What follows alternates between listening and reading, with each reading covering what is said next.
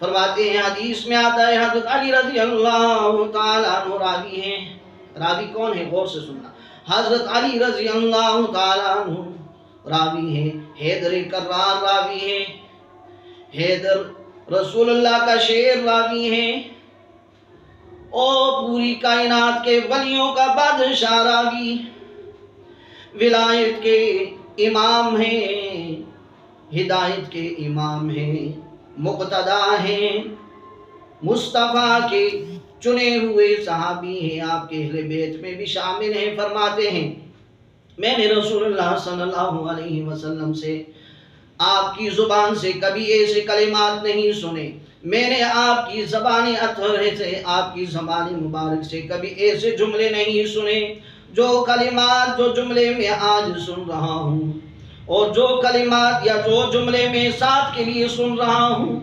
غزوہ احد کا دن تھا. میں نے دیکھا کہ حضرت سعد رضی اللہ تعالیٰ عنہ دشمن پہ تیر چلا رہے ہیں.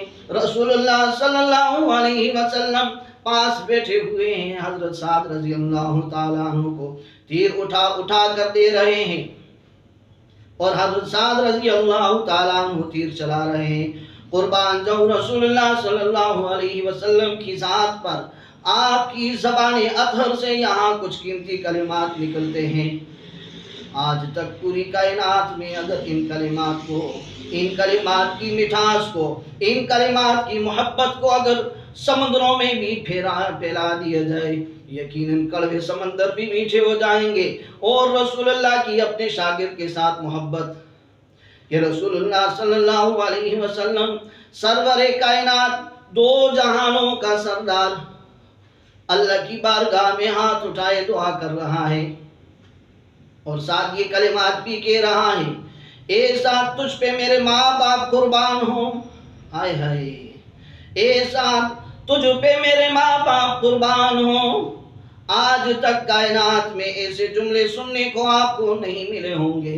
بہت کتابوں کا مطالعہ کیا، سیرت کی کتابوں کا، احادیث کی کتابوں کا، کبھی ایسے الفاظ کسی استاد کے اپنے شاگرد کے لیے، بالخصوص پھر استاد بھی سرور کائنات محمد مصطفیٰ محبوب کبریا صلی اللہ علیہ وسلم ہو.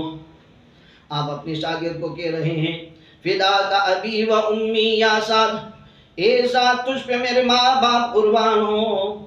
تیر چلائے جاؤ، دشمنوں پہ تیر چلائے جاؤ. اور ساتھ آپ آسمانوں کی طرف نگاہیں اٹھا کر دعا کرتے ہیں کہ اے اللہ یہ سعد تیرا بندہ ہے، آئندہ اگر اے اللہ یہ سعد تجھ سے کوئی بھی دعا مانگے، اس کی دعا کو قبول فرما. اے اللہ سعد کے بازوؤں میں قوت عطا فرما. اے اللہ سعد کے تیر چلانے میں قوت عطا فرما، اس کو طاقت عطا فرما کہ یہ تیر چلائے، دشمن کی سینوں کو چھلنی کرتا جائے. تو یہ رسول اللہ صلی اللہ علیہ وسلم کی مبارک زبان سے ایسے کلمات حضرت سعد کے لیے نکل رہے ہیں. قربان جاؤں سعد کے مقام اور مرتبے پر. وہ کیا ہی منظر ہوگا، فرشتوں نے بھی دیکھا ہوگا، آسمان نے بھی نظارہ کیا ہوگا، اور ساتھ تاریخ میں لکھی ہوئی، رقم کی ہوئی یہ بات اگر میں پھر دوبارہ دہرانا چاہتا ہوں. آج بھی کائنات میں کوئی بھی شخص ایسے کلمات کو سن رہے کہ ایک معلم، ایک استاد اپنے شاگرد کے ساتھ اتنی محبت اور اتنی والہانہ محبت، اور پھر وہ بھی میدان جنگ پہ، کوئی تاریخ میں اس کی